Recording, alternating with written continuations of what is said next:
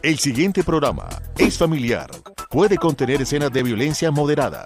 No contiene escenas de sexo. Para mayor comprensión de los menores de edad, debe ser visto en compañía de un adulto responsable.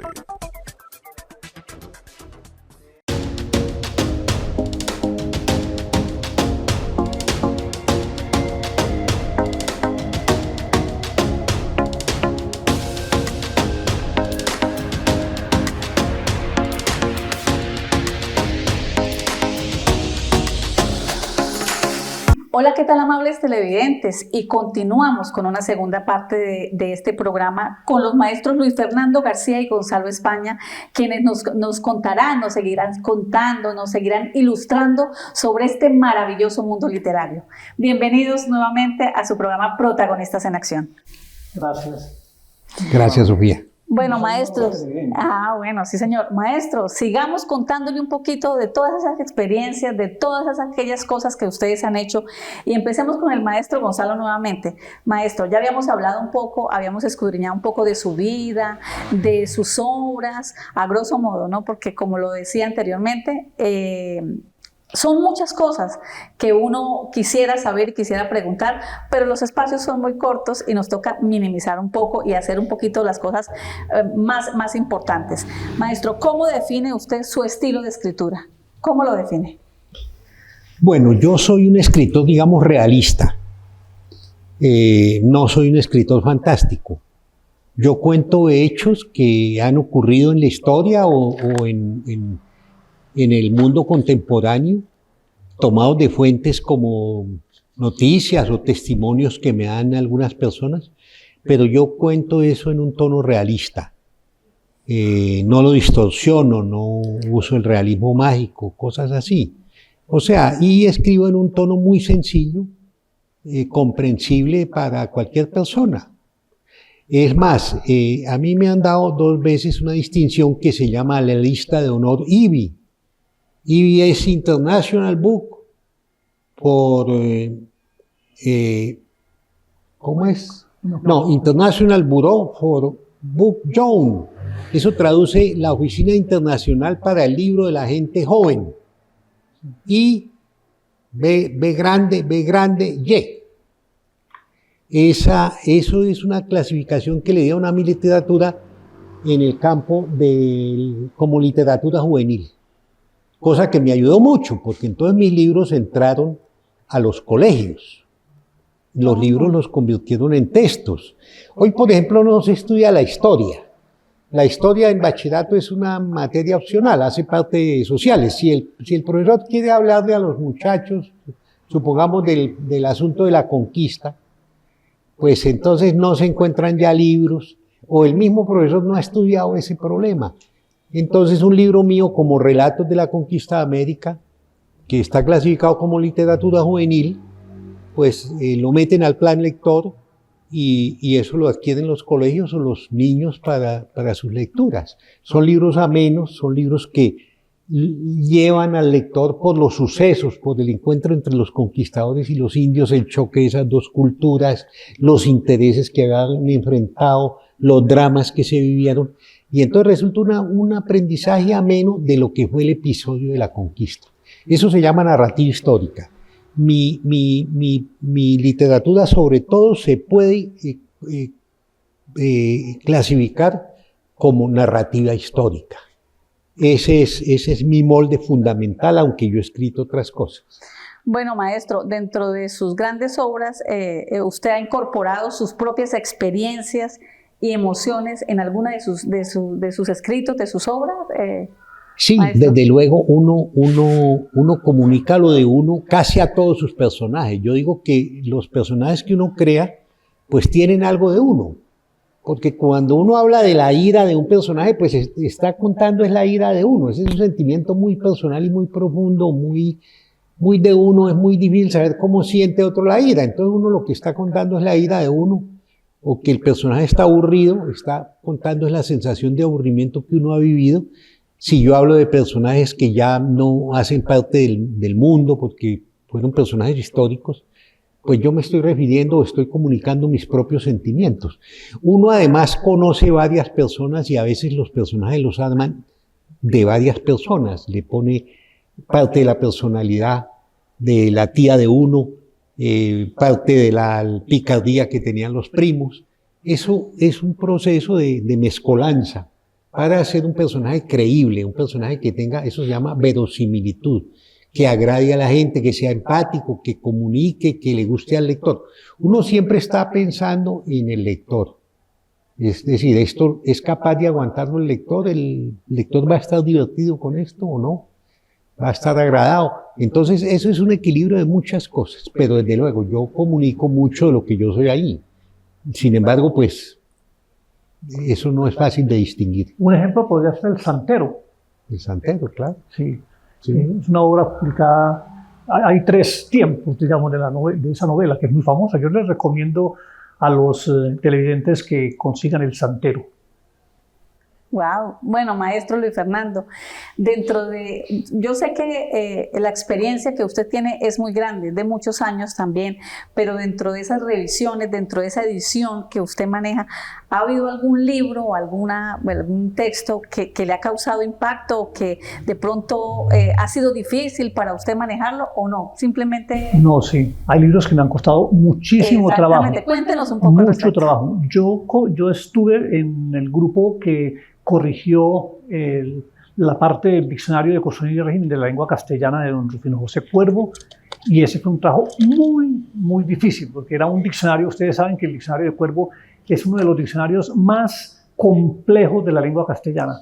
Tan complejo es que a los españoles no les gusta que se cite ese diccionario. Ha sido el mejor diccionario que se ha hecho en lengua castellana. No es un diccionario donde estén todas las palabras del idioma, sino determinadas palabras, los verbos y algunas preposiciones y de pronto algunos adjetivos, no más. Pero ese diccionario enseña la historia de cada palabra, ¿sí? Pensando en el verbo andar, por ejemplo.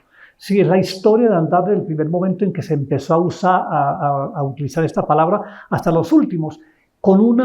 Cada palabra que usa don Rufino José Cuervo tiene una historia, y esa historia la sacó él de los libros de la literatura. Entonces leyó cuanto autor de habla española pudo, y cada vez que encontraba la palabra andar conjugada o sin conjugar, él la escribía y explicaba el uso de esa palabra en ese momento determinado, en esa hora determinada. Esa fue una obra muy difícil, muy compleja, porque había que manejar muchos símbolos, muchas clases de símbolos dentro de la obra. Ese es un diccionario muy complejo. Esa fue una. Pero ha habido otras obras que han sido complicadas. Don Rufino José Cuervo duró toda la vida haciendo ese diccionario y no llegó sino a la letra D, que yo sepa la historia. Sí. Publicó 2 tomos nada más. Solo 2 tomos. Después, un mundo de especialistas, de peritos, de gente como Luis Fernando, gastaron 100 años más en completarlo. Sí. Se publicó, se terminó la obra, que son 8 volúmenes, se terminó la obra en 1992. Fue una de las conmemoraciones o celebraciones del descubrimiento de América que hizo el Cario Cuervo. El Cario Cuervo participó en esa celebración de los 500 años con el fin del diccionario de Cuervo. Sí, es un diccionario muy importante, son 8 tomos. El tomo de la E, por ejemplo, que es el tercer tomo, es un tomo, solamente está dedicado a la E y tiene como unas 2500 páginas el tomo de la E, y no están todas las palabras que empiezan por E. Recuerden ustedes que la E es la letra que más se usa en español. Después de la E sigue la A, no es la A la primera, sino la E la primera, la E y después la O. Son las 3 letras más usadas en el español. Entonces, imagínense ustedes todo lo que significa ese tomo, y son 8 tomos, desde la A hasta la Z. Sí, hubo momentos en que se pensó que no se podía continuar la obra de Cuervo, pero finalmente se terminó en 1992.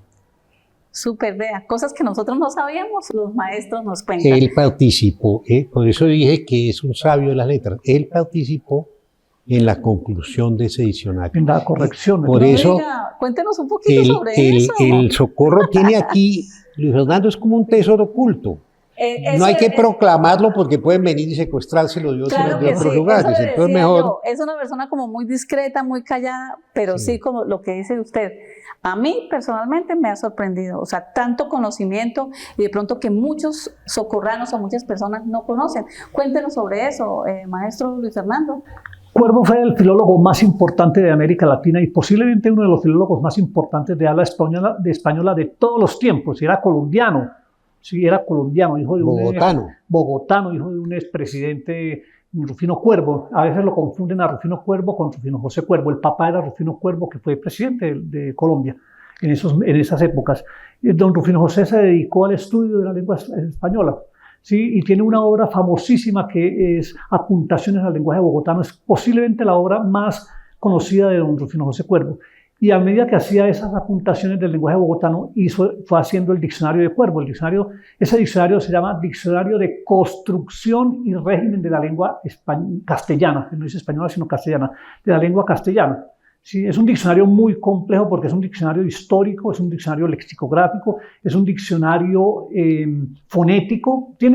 Es el diccionario más completo. Los españoles siempre han sentido un poco de rabia cuando se habla del diccionario de Cuervo porque ha sido considerado el mejor diccionario de lengua española. Después vinieron unos diccionarios muy buenos, el de María Moliner, por ejemplo, que es un diccionario que García Márquez decía que era el mejor diccionario de lengua española. García Márquez estuvo en el lanzamiento del diccionario completo cuando se hizo en 1992 y dijo: este diccionario es la novela de las palabras. Y eso me pareció un concepto muy bien, ¿no? Como todo lo que hacía García Márquez cuando decía cosas, dijo: este diccionario son las novelas de las palabras, y era cierto. Coge la preposición a, que es la primera letra del diccionario, y hace un estudio que dura 150 páginas dando ejemplos del uso de la preposición a través de la historia, desde el nacimiento del español, desde los últimos vestigios del latín, los inicios del español, y hace un estudio y lo hace con base en ejemplos que encuentra en las obras, en los clásicos españoles. Sí, cogió a Cervantes, a Lope de Vega, a Quevedo, a todos los grandes escritores los estudió y sacaba el ejemplo literal, el ejemplo donde estaba la preposición y decía qué estaba haciendo esa preposición ahí. Y se llama de construcción y régimen porque en el español nosotros hacemos una construcción del lenguaje. Cada vez que hablamos lo hacemos, no nos damos cuenta ni necesitamos saberlo para hacerlo. ¿Sí? Pero en esa construcción usamos preposiciones en determinado lugar. Hay verbos que solo pueden ser acompañados por determinadas preposiciones o por determinadas conjunciones, y eso hace que el lenguaje lo entienda todo el mundo, que todos los que hablamos español nos entendamos entre nosotros. Ahora, lo que pasa es que uno a veces no entiende a un chileno porque el chileno hace lo que llaman economía lingüística, habla muy rápido y no lo entendemos, pero está hablando en español. Si lo hace despacio, lo entendemos.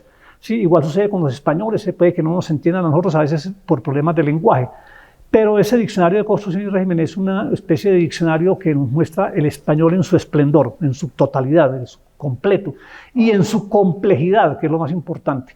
Todos los idiomas son complejos, el español también, como todos los idiomas, es complejo. Tiene su estructura y esa estructura es una especial, sí, tiene sus orígenes, tiene sí, el 70%, 80% del español viene del latín, ¿sí? Y algunas partes viene del griego y otras partes de nuestro lenguaje vienen del árabe y vienen del alemán y vienen del italiano. Hay muchas palabras italianas, muchas palabras del inglés, ahora sobre todo del inglés. ¿Sí? Hay mucha influencia de esos idiomas y esos idiomas van metiendo esas palabras dentro del idioma. Y el español, la academia lo que hace es que españoliza las palabras. ¿Sí? Yo siempre pienso en la palabra gin. Si este blue jean, blue jean, así se escribe blue jean en español. Si la palabra whisky, la gente la escribe con W, no, en español se escribe con G, la U, punto diéresis, y después ki, en whisky. Y es así, whisky. ¿Sí? Y no es whisky, pero si lo escribo en inglés tengo que escribirlo en cursiva para que sepa que es un anglicismo metido en el texto que estoy trabajando. ¿Sí? Entonces todo eso forma parte de ese ejercicio que hicimos con el diccionario de construcción y régimen. Eso fue un proceso de muchos años. Yo llegué casi que al final del proceso del Callo y Cuervo, pero hubo una etapa que fue muy rápida, yo creo que del 85 en adelante hasta el 92 cuando se terminó, y el gobierno dijo hay que hacer este diccionario, terminarlo porque ese va a ser nuestro regalo para los 500 años del descubrimiento de América, y así se hizo.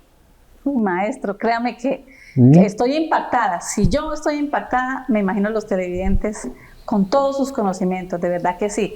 Bueno, estamos hablando de tesoros ocultos. Tesoros ocultos. Y tengo entendido que el maestro Gonzalo también pertenece a la Academia de Historia de Santander. Cuéntenos un poquito sobre cómo logró pertenecer a eso o quiénes pueden formar parte de esta academia, maestro Gonzalo. Yo volví a Bucaramanga después de muchos años, yo me fui a estudiar a Antioquia, allá me casé, viví 13 años en Medellín, después me fui a vivir a Bogotá y hubo un momento, ya después de muchos años, y ya había publicado mi primer libro, el que habla Luis Fernando, que se llama La Guerra Civil de 1885. Entonces, yo volví a Bucaramanga. Dije, voy a ir a conocer otra vez mis raíces. Y me vine a Bucaramanga y duré 10 años en Bucaramanga. Y como habían aparecido comentarios del libro, que era un libro de historia, entonces la Academia de Historia de Santander me invitó a pertenecer como miembro correspondiente. Hay dos clases de miembros, que son los miembros de número, que son 27 sillas. Esos son fijos y son vitalicios. Que son las letras del alfabeto. Eso.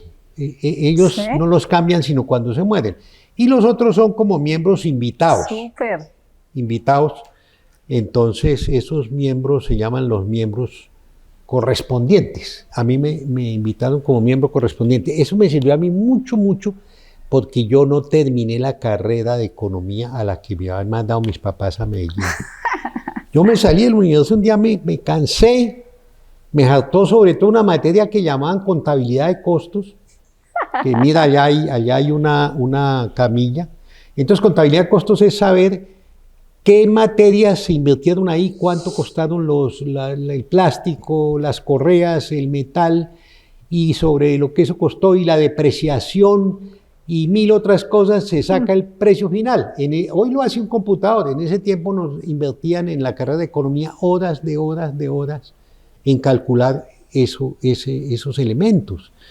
Y entonces yo llegué a la conclusión, dije, yo voy a terminar aquí en una empresa antioqueña, un empleado ahí mediano, haciendo esa clase de operaciones, diciéndole a un señor cuánto valen, cuál no es el costo final de los zapatos y a cómo los puede vender. Y eso sí me parecía muy aburridor a mí en la vida. Dije, no, yo me voy a pasar. Y yo salí de la universidad, me largué. Yo entregué el examen de contabilidad de costos, lo firmé y lo entregué. Y eso significó que no pude seguir en la facultad. Pero entonces, como yo no obtuve grado, título, no le traje a mi mamá el título, ni a mi papá, pues mi mamá no me perdonó eso nunca. Pero cuando la Academia de Historia de Santander me invitó a pertenecer a ella, entonces mi familia se puso muy orgullosa. Claro, ahí y sí, mi mamá, Gonzalito. En Bucaramanga, entonces mi mamá, eso era mi mamá dijo, bueno, mi papá dijo, tiene que comprarse un vestido completo. Le dije, papá, no tengo plata, yo se lo pago. Wow. Mi mamá dijo, yo le doy un juego de camisas, y me vistieron. Y eso había quedado una platica para una ceremonia, los vinos y todo, y lo pagaron todos felices.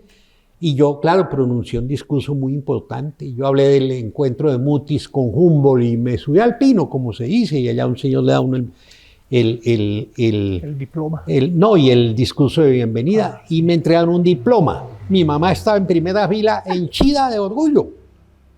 Entonces yo me bajé con el diploma y le dije, mamá, le entrego el diploma. No me reclame nunca más por el bendito diploma de la carrera. Dijo, sí, mijito. Y me dio el abrazo del perdón. Ay, no, y para eso me sirvió a mí la entrada a la Academia de Historia. Uf, qué lindo, una historia maravillosa. Yo creo que toda mamá desea uno de claro, esos, ¿sí o no? Claro, eso fue así. Y con eso, pues, le dio la satisfacción sí, de que ella tuvo el diploma. Entonces, mamá, yo sí, mijito, ya no más, ya no lo molesto. Porque todos los días se quejaban, mire, lo mandamos a estudiar, este muchacho lo mandamos a estudiar, y mire cómo vino. Claro. Yo venía muy sabido, yo venía lleno de sabiduría, como se dice. Ay. Yo había leído 1000 obras, pero ellos no reconocían eso. Pero con ese diploma sí ya me perdonó. Bueno, ustedes como maestros que están tan sumergidos en ese mundo literario, de pronto, ¿qué obras les recomienda a los socorranos? De pronto que se lean algo así impactante. Ustedes deben tener conocimiento para indicarnos qué debemos leer. Yo creo, voy a decir claro, maestro. Yo creo que hay que leer. Ese hay que leer tiene muchos significados. Pero yo recomiendo mucho a los grandes, a los mayores que lean. Si nosotros molestamos mucho a los jóvenes porque no leen, pero nosotros los mayores estamos leyendo como deberíamos leer, pues hay que darle ejemplo a los jóvenes. Y el ejemplo es leyendo, lean. Sí, lean, hay que leer muchísimo. Y además hay mucho por leer, muchas cosas para leer. Entonces yo les recomiendo a la gente que lea, ¿sí? que lo haga, para poderle decir a los jóvenes que lean ellos. Yo tengo una sensación de que leen más los jóvenes que nosotros, que los mayores. Tengo esa sensación. Puede ser que esté equivocado. Y sobre todo me interesa mucho que lean los profesores. ¿sí? Y que lean muchas cosas, ¿sí? El mundo de la literatura o el mundo de los libros, más que de la literatura, el mundo de los libros es infinito, hay muchas cosas para leer y muchas formas de conseguirlos para leerlos. A veces no es necesario comprar tantos libros, hay que comprar libros, pero no tantos para leer, pero leer, y que sea un ejercicio que se haga frecuente todos los días. Si se puede leer unas páginas, léanlas, es muy importante eso, por muchas razones, incluso por razones de salud mental. ¿Sí? La persona que lee tiene más opciones de no sufrir el mal de Alzheimer, dicen algunos, aunque grandes escritores como García Márquez terminaron sus últimos años con mal de Alzheimer. Pero leer sí es un ejercicio mental muy importante, pero además es un ejercicio que hace que el tiempo pase más tranquilamente. Ay, pero ¿cómo acostumbrarse uno a leer, maestro? Cuando a uno no le gusta. Es vital, lo interrumpo, Luis Fernando, sí, pero sus consejos son vitales, pero es vital, y es algo que lo deprime a uno mucho, el panorama que hay actualmente, pero quiero antes decir esto, países adelantadísimos, Suecia, esos países con gran capacidad en la esfera de la educación, están prohibiendo a los niños los celulares. Sí, las calculadoras, y porque eso se opone, eso que lo usen, pero cuando ya tengan un desarrollo y hayan entendido los principios de las cosas, no que lleguen y y eso le hace la suma y la resta, no, aprenda a sumar y a restar y conozca los principios. ¿Qué tienen que hacer los papás? Yo recomiendo eso, lleven libros a la casa, el niño primero hace un contacto físico con el libro, él no va a ver qué hay ahí porque no va a entender, no conoce las letras, pero el niño sí ve las ilustraciones, ojalá que sean libros infantiles bonitos que tengan ilustraciones, el niño lo va a estar mirando y va a entrar en contacto y va a hacer una comunicación ya que va a durar toda la vida con el libro.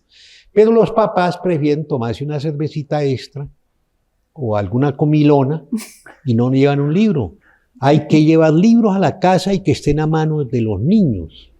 Ese es el primer paso. Maestros, pero una persona mayor puede acostumbrarse, digamos, a tener una rutina de leer sus libros, o eso debe empezarse desde una edad temprana. Si no empezó, si no creó el hábito lector, te interrumpo, si no creó el hábito lector cuando era pequeño o joven, difícilmente lo crea cuando viejo. Se le vuelve imposible descifrar un párrafo, entender cuál es la idea principal de un párrafo. Se le vuelve imposible entender, meterse en el mar de la lectura. Eso es un océano, eso hay que navegarlo. Entonces, ¿qué pasa? Eso hay que sembrarle el hábito al niño y al joven. Los profesores, como dice Luis Fernando, tienen que leer y tienen que ofrecer a los niños libros posibles. Sí. No decirles, léanse El Quijote de la Mancha, los matan. Sí. Los matan. Ese es un libro complicado. Ese es un libro extraordinario, y cuando uno ya lo puede leer, eso uno vive muerto de la risa y de la dicha, esa es la diversión más grande. Pero un niño que esté en primero de bachillerato no se le puede dar a leer El Quijote. Hay que ponerlo lean los libros de Gonzalo España, que los pueden leer. Bueno, ¿cuál libro nos recomienda, maestro, de sus libros? No, pues sabemos que todos sus libros son impactantes, pero de pronto, ¿cuál le recomienda a los televidentes de sus libros que se lean?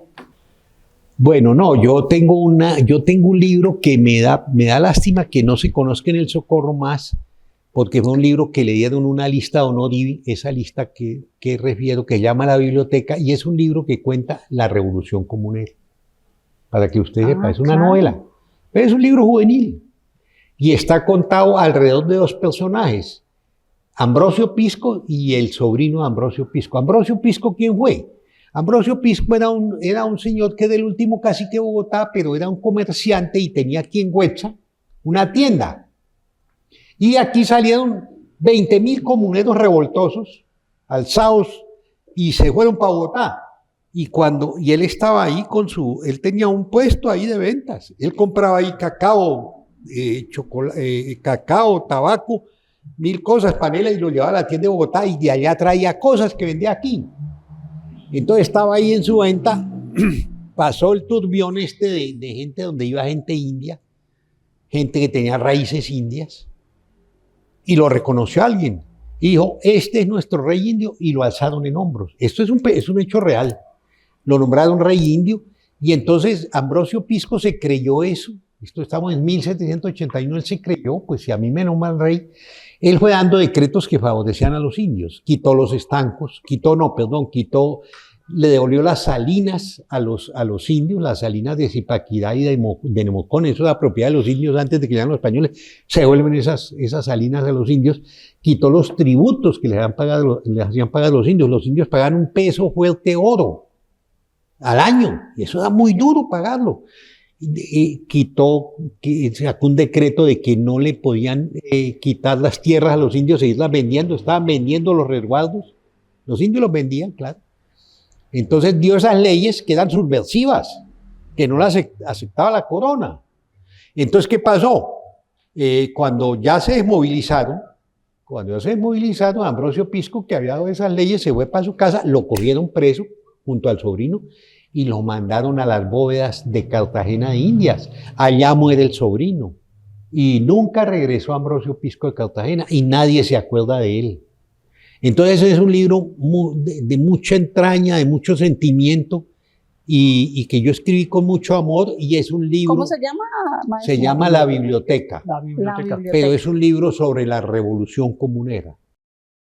Es un libro que yo recomiendo que lean, pero aquí no hay quien lo venda. Entonces, yo lo que recomiendo finalmente es que lean lo que dice Luis Fernando, que lean, que le lleven libros del nivel de los niños a los niños, que hagan pequeñas bibliotecas en la casa. Eso no tiene un valor demasiado grave. Eso se va armando una bibliotequita para que esté en la casa, y que lean los profesores, como dice Luis Fernando, que les den a leer libros a los niños y que les creen el hábito lector. Cualquier profesor, el gran logro que tiene un profesor al final del bachillerato, es decir, mis alumnos crearon y tienen un hábito lector.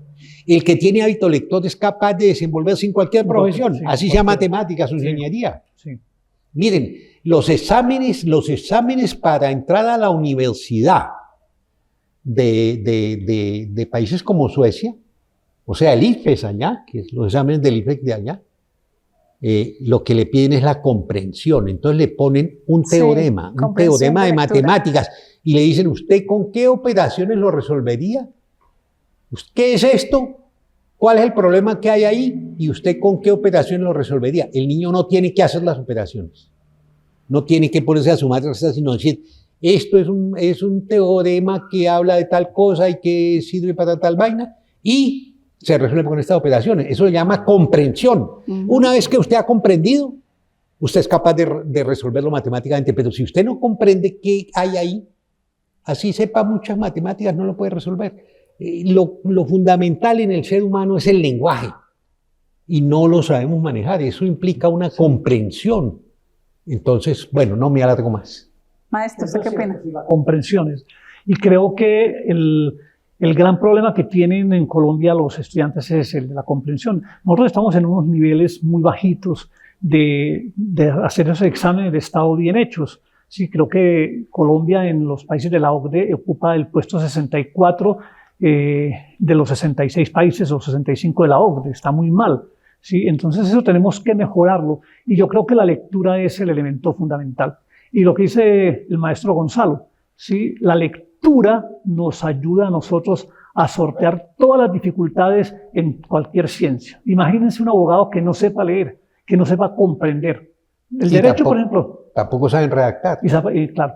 Si la persona sabe leer y comprende, le va a quedar mucho más fácil redactar, ¿sí? Porque es que escribir es pensar, ¿sí? La lectura nos crea ese hábito de pensar. Estamos construyendo pensamiento. A mí me parece que es una de las cosas que nos enseñan muy bien en los colegios, enseñarles a pensar a los estudiantes. Y uno les enseña a pensar a los estudiantes haciéndolos leer y comprender el texto, que explique lo que leyó.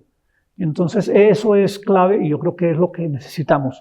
Y hay que leer, hay que leer. Yo creo que los viejos también pueden aprender a leer, a habituarse a la lectura si lo hacen despacio. No es necesario leer gran cantidad, el mejor lector no es el que lee gran cantidad de páginas al día, no. El lector es el que lee una página y la comprende y puede usarla después, y puede hablar de ella, y puede utilizarla, volverse parte de su memoria, de su pensamiento. Se dice, Sofía, Me alargué mucho, pero me excusa porque el tema sí es apasionante. Se dice que los libros son el simulador de vuelo de la vida. Entonces, el simulador de vuelo es un aparato que simula el vuelo, las tormentas, las turbulencias. Se le cayó el avión de picada. A un estudiante para piloto, un estudiante de aviación, no le sueltan un avión antes de estar mínimo 3 semestres en el simulador de vuelos, ¿no? Sí, porque claro. si le sueltan el avión, lo tumba y se mata. Ahora, ya cuando lo suben va acompañado del profesor, pero ya más o menos sabe cómo es la cosa y qué fenómenos se le van a presentar y esto y lo otro. Los libros son el simulador de vuelo de la vida, porque uno abre un libro y el libro le está contando un episodio de la vida, de la sociedad, de la historia. Y uno está navegando por amores, por tragedias, por guerras, por hambrunas, por viajes, por cuanta cosa sea. Que ha vivido la humanidad. Que ha vivido la humanidad. Sí. Uno en la vida, las experiencias directas es la que más enseña. Sí. Claro. Usted si toca una cocina que esté encendida, aprende que eso lo quema. Claro. Pero usted eso también lo puede aprender leyendo. Por eso se pone una advertencia, no ponga la mano en el fuego porque se queman. Cosas así, lo aprende leyendo. El 90% de los conocimientos que tiene el hombre son indirectos. ¿Y de dónde vienen? De los libros. Borges decía eso, ¿no? Borges decía, yo no soy lo que he escrito, sino lo que he leído. Y lo leído y lo viajado, nadie se lo quita a uno. Cuando uno viaja y lee, eso no se lo quita a uno nadie. Eso es la única herencia que no se puede quitar. Eso es cierto. Ni legalmente, ni ilegalmente, ni como sea, eso está ahí. Claro. Maestros, pues es una pregunta rápida. ¿Cuántos libros aproximadamente usted se ha leído, maestro Luis Fernando? No, yo no sé cuántos libros he leído. ¿Muchísimos? No he leído muchos, pero sí he leído. Sí. ¿Sí? Pero muchísimos, no, faltan muchos por leer, más bien. ¿Cuántos faltan por leer? Muchísimos. Aparte de los suyos, maestro Gonzalo, ¿usted cuántos libros? No, yo he leído muchos, pero yo he escrito también mucho, pero me atengo a lo que decía Borges también. Borges decía, me enorgullecen más los libros que he escrito que los que he leído. Sí. Claro. No, es al revés. Me enorgullecen más los libros que he leído que los que he escrito. Sí. Ah, bueno. Y sí, uno, eso da orgullo. Uno dice, bueno, yo me he leído estos libros y estos libros. Eso da 1000 puertas, abre 1000 conexiones, 1000 comunicaciones, 1000 niveles. El libro es un viaje. El libro es una cosa extraordinaria. Ya desgraciadamente, pues como que parece que no se usara, pero el libro no va a salir de escena. Están regresando las sociedades a los libros. Tienen que regresar. Eso no le reemplaza el clic. El CLI es muy sencillo, usted le dice ahí el CLI y eso ya le hizo la tarea. Con la inteligencia artificial usted simplemente le va a decir, hágame una tarea sobre Antonio Nariño y la inteligencia se la hace. Pero la inteligencia la hace porque conecta toda la información que existe en las redes sobre Antonio Nariño, pero usted no queda sabiendo nada sobre Antonio Nariño. Sí, claro. Sí. Entonces su cerebro queda cada vez más microscópico. Hay una cosa que puede resultar bastante utópica, es una utopía. Y es el lector ideal, decía la UNESCO hace muchos años, decía, el lector ideal es aquel lector que lee 52 libros al año, es decir, un libro semanal, sin tener en cuenta los que lee por su profesión. Digamos, un abogado que lee un código o que lee un tratado de derecho romano, o no es, esa lectura no es para los que decimos de los 52. Si es economista, tiene que leer libros de economía y eso no se cuenta en ese lector ideal.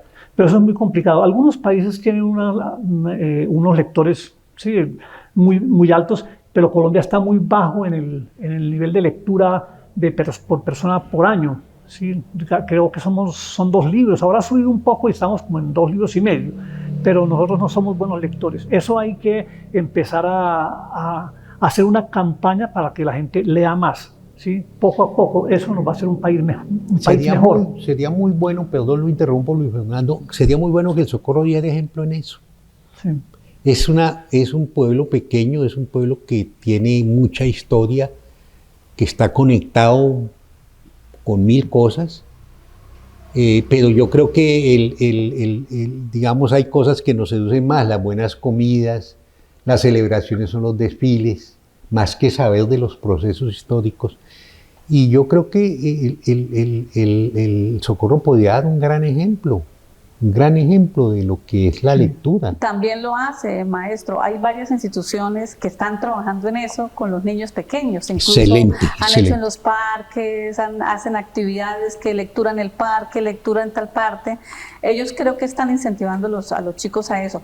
¿Ustedes qué piensan si la tecnología ha minimizado esa parte? O sea, la tecnología ha interferido en que se aprenda más, digamos, a leer con los libros físicamente. ¿Qué piensan ustedes? Yo no creo que la tecnología haya detenido la lectura. Creo que la tecnología ha ayudado a leer más. La lectura es diferente a la lectura de nosotros. Nosotros leíamos libros y leemos. A mí me gusta leer libros. Yo no sé leer en los tablets y esas cosas, no. Me toca leer en el computador los textos que corrijo, pero en términos generales lo que leo, lo leo en un libro. Pero creo que la gente joven lee mucho más ahora gracias a los teléfonos, gracias a la tecnología. Me parece que se lee más. No creo que la tecnología sea un obstáculo para que se lea. Todo lo contrario, creo que es un instrumento para que se vea más. Yo tuve una experiencia aquí muy bonita con el Colegio Siglo XXI, es que me invitaron a una charla allá. Y hay un profesor, creo que es el profesor incluso de teatro, que ese profesor, y lo hacen para todos los niños, les enseña las grandes posibilidades que existen en el celular. Entonces han hecho películas, han hecho cómics, han hecho videos y les enseña a manejar esa tecnología. Eso los ha conectado con la lectura. Entonces cogen una obra como 20.000 leguas de viaje submarino y hacen una peliculita con el teléfono. Entonces yo creo que no se trata de prohibir el celular, no, mucho menos, sería una atrocidad. Se trata de eso, ojalá de enseñarles a usarlo a fondo y mostrarles las posibilidades que eso les da y ampliar eso para conectarlos con la cultura del mundo, con la pintura, con la literatura, con la estatuaria, con la escultura, con los museos, con todas las cosas y crearle a los niños hábitos que vayan por ahí. Interesante de verdad todo lo que nos cuentan, todo lo que los socorranos hemos aprendido de cada uno de ustedes. Y ya para finalizar, quiero cerrar el programa donde ustedes le den un consejo, digamos, a aquellos escritores, a aquellos editores que están empezando en ese mundo, como empezaron un día ustedes, en ese mundo literario en el que ustedes han desarrollado toda su vida. Empecemos por el maestro Luis Fernando. Sí, yo creo que el consejo para todos, es que empiecen y no dejen en el camino lo que están haciendo. ¿Sí? Habrá tropiezos y hay que pasar esos tropiezos. ¿Sí? Hay que seguir y seguir. Yo lo que recomiendo es empezar y seguir, leyendo, escribiendo, escriba y sométase al veredicto del público, léale a otras personas lo que escribe y vaya reconsiderando lo que hace, vea qué está bien hecho, qué está mal hecho. Haga eso, seguir y seguir adelante con lo que se ha empezado, pero empiece, hay que empezar. Necesitamos empezar y empezar ya. Siempre que a mí me llevan a una charla con pequeños lectores, con jóvenes lectores, en los colegios ocurre un fenómeno que es impresionante. Es que hay un niño tímido o una niña y ya cuando terminó todo se le acerca a uno, como buscando al Padre Confesor para confesarle un pecado. Y entonces yo ya sé, ese es un escritor. ¿Qué es lo que le dicen a uno? Dice, es que yo estoy escribiendo un libro. Ay, yo tengo un libro comenzado, yo escribí un libro. ¿Qué hago con él? ¿Qué me recomienda? Entonces, esos personajes que son bichos raros. Nosotros somos bichos muy raros. Eso es como pues ver nosotros vamos como ver una cucaracha en uniforme. Ay, no, tampoco, más o menos, maestro. Eso es una dejémoslo como tesoros ocultos. Un insecto con una gabardina, alguna cosa así. No, es un bicho raro, es para definir un bicho raro. Uno encuentra esos bichos raros y son niños que le están diciendo a uno como que ayúdenme. Yo le digo a los muchachos, no claudiquen sus sueños, no claudiquen sus sueños. Persista en eso, siga lo que está escribiendo y yo le digo, tranquilo, ya hay una carrera establecida para formar escritores. Eso se llama escritura creativa, pregrado en escritura creativa. La Universidad Central de Bogotá la tiene y es muy buena. Y ellos tienen profesores excelentes y tienen editores y eso es una carrera que los cogen y los forman. Claro. Entonces yo les digo, pues tiene que, si usted termina bachillerato y quiere seguir esa carrera, pues insiste a los papás que los llamen, que los manden allá. Hay ya muchos campos de acción para un escritor. Entonces, que los acaben de formar. O bueno, trate de buscarse un taller literario, trate de buscar quién le da algunas instrucciones elementales, porque esa es una bicicleta que ya está inventada, no hay que inventar la bicicleta. Pero hay una recomendación que yo les doy. Persistan en ser buenos lectores. Lean grandes maestros, aprendan a leerlos, que los grandes maestros, eso es como los buenos modales en una familia. Si usted está entre gamines, usted se va a vestir mal, va a tener un lenguaje soez, va a ser patán. Si usted se lee buenos autores, usted va a terminar adquiriendo una gran capacidad de escribir en buena forma. Entonces sean lectores, sean lectores, sean lectores. Y busque la carrera, que ya la hay. Ya la hay. Antes se espantaban cuando uno decía que iba a ser escritor o que iba a ser músico. Ya hay academias de música, ya hay academias de pintura. Eso ya no es un pecado. Antes los papás, cuando el niño decía, voy a ser músico, ese va a ser un serenatero, sí, va a ser un borracho y cuidado. Sí, claro. No, ya eso es una carrera llena de dignidad y llena de posibilidades infinitas. Lo mismo pasa con la escritura creativa. Claro, hay hasta maestría en escritura creativa en la Universidad Nacional. Hay maestría. Hay una maestría en escritura creativa. Sí, entonces persistan en los sueños. Persistan en un sueño, los sueños no se abandonan. Maestros, muchas gracias por habernos acompañado en estos 2 programas de Protagonistas en Acción.